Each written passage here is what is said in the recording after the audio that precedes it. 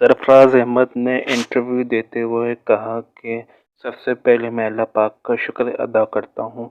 इसके बाद उन्होंने बड़प्पन का मुजाहरा करते हुए कहा कि इसमें मेरी ज़र्रा बराबर भी मेहनत नहीं है। ये सब कुछ किया है लड़कों की मेहनत की वजह से हुआ है। मैंने तो सिर्फ लड़कों को एक यूनिट बनाने की कोशिश की है।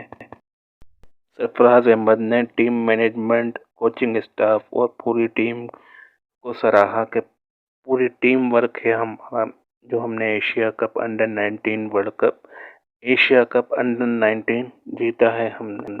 सरफराज अहमद ने मजीद कहा कि टीम ने लड़कों ने बहुत अच्छा रिस्पॉन्स दिया। हम एक मैच इस एशिया कप अंडर 19 में हारे भी, लेकिन लड़कों ने बहुत अच्छा कमबैक किया। सरफराज ने मजीद कहा कि इंडिया के खिलाफ मैच में प्रेशर तो 200% होता है, लेकिन मैंने लड़कों को यही कहा कि आप खुलकर खेलो और हार जीत की परवाह किए बगैर अपने अंदर की जो एबिलिटी है उसको बाहर निकालो। सरफराज अहमद ने मजीद कहा कि जितनी ज़्यादा इन्वेस्टमेंट हम इन लड़कों पर करेंगे उतना ज़्यादा हमें फ़ायदा होगा।